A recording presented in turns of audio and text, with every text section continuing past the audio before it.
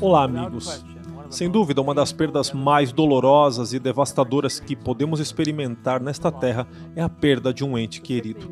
A perda doentia e insubstituível dessa pessoa especial é algo que penetra profundamente no coração. E embora a dor possa diminuir com o tempo, a memória desse ente querido permanece conosco pelo resto de nossa vida. Como crentes em Cristo, no entanto, temos a incrível esperança de ver nossos queridos novamente. Jesus diz em João 11:25, Eu sou a ressurreição e a vida. Quem crê em mim, ainda que morra, viverá.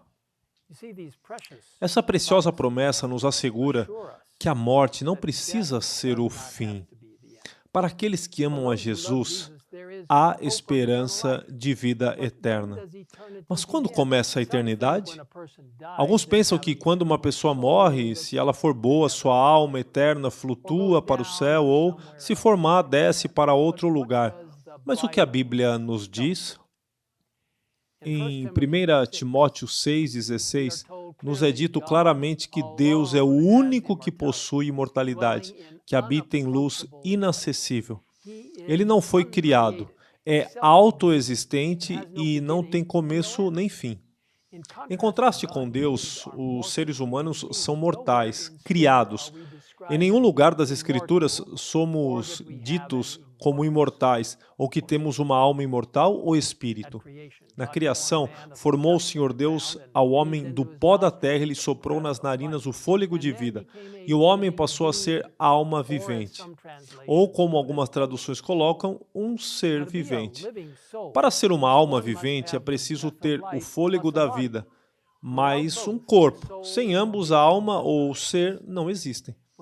Quando Deus criou Adão e Eva, Ele lhes deu o livre-arbítrio, o poder de escolha. Eles podiam obedecer ou desobedecer, e sua existência contínua dependia de suas escolhas. Deus explicou cuidadosamente que, se eles comessem da árvore do conhecimento do bem e do mal, eles certamente morreriam. Mas Satanás contradisse a advertência de Deus, afirmando a Eva, é certo que não morrereis. Mas depois que pecaram, Adão e Eva descobriram que o salário do pecado é, de fato, a morte. Deus lhes disse, até que tornes a terra, pois dela foste formado, porque tu és pó e ao pó tornarás. Nossa crença fundamental, adventista do sétimo dia, número 26, explica isso desta forma. O salário do pecado é a morte, mas Deus, o único que é imortal, concederá a vida eterna a seus remidos. Até aquele dia, a morte é um estado inconsciente para todas as pessoas. Quando Cristo, que é a nossa vida, se manifestar, os justos ressuscitados e os justos vivos serão glorificados e arrebatados para o encontro de seu Senhor. A segunda ressurreição, a ressurreição dos ímpios, ocorrerá 1000 anos mais tarde.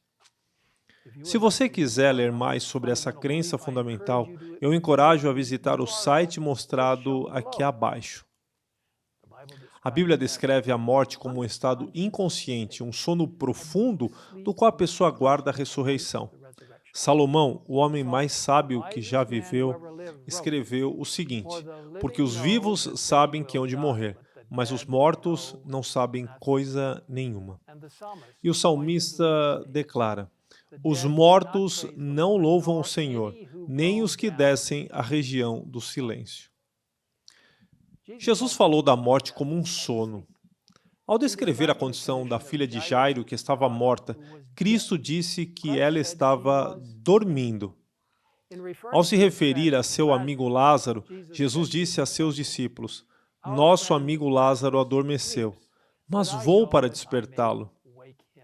Aqui, Cristo está se referindo tanto à morte de Lázaro, quanto à sua futura ressurreição. O profeta Daniel também fala da morte como um sono, e da ressurreição e julgamento que se seguirão.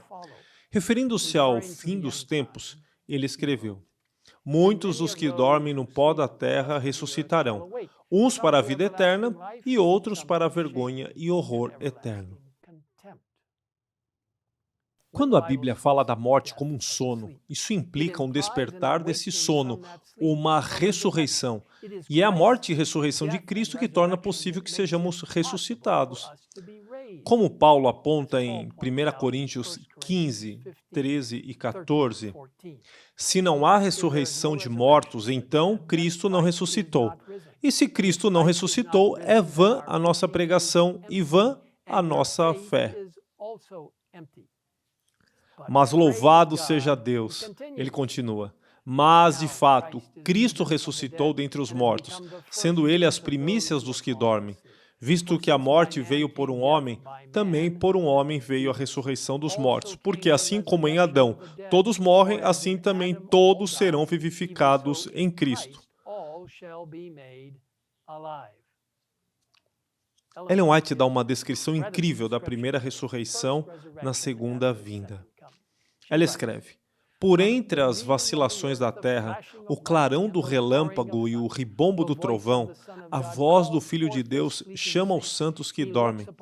Ele olha para a sepultura dos justos e, levantando as mãos para o céu, brada: despertai, despertai, despertai, vós que dormis no pó, e surgi.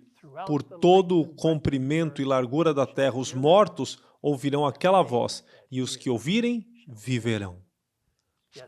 Sim, amigos, porque ele vive, podemos viver também. Mas, como lemos em Daniel 12:2, alguns serão elevados à vergonha e horror eterno. Isso se refere à segunda ressurreição, quando aqueles que rejeitaram a Cristo como seu Salvador vão ser ressuscitados para seu julgamento final e destruição. Exploraremos isso mais adiante em nosso próximo vídeo sobre o milênio e o fim do pecado. Então, amigos, eu espero estar entre os vivos para ver Jesus voltar e tenho certeza que vocês também.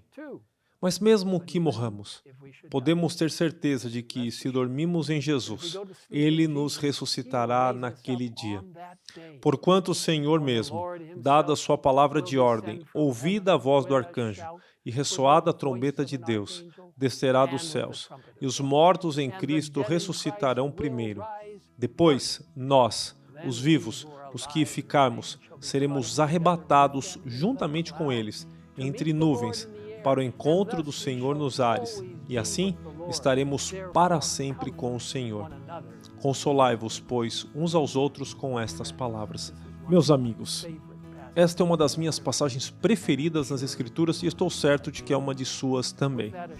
Com essa segurança, oremos juntos agora mesmo. Pai nosso que estás nos céus, obrigado pela grande certeza de que Jesus está vindo, que Ele é o poder sobre a morte e vai trazer de volta à vida as pessoas que morreram nele.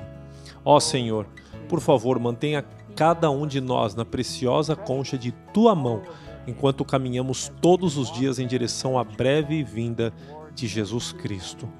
E Senhor, esperamos que através da Tua graça estejamos vivos quando Jesus vier, mas se não, ajuda-nos a ter certeza de que, ao olharmos para Cristo em todas as coisas, Ele nos salvará e nos ressuscitará no último dia, para ver sua breve vinda.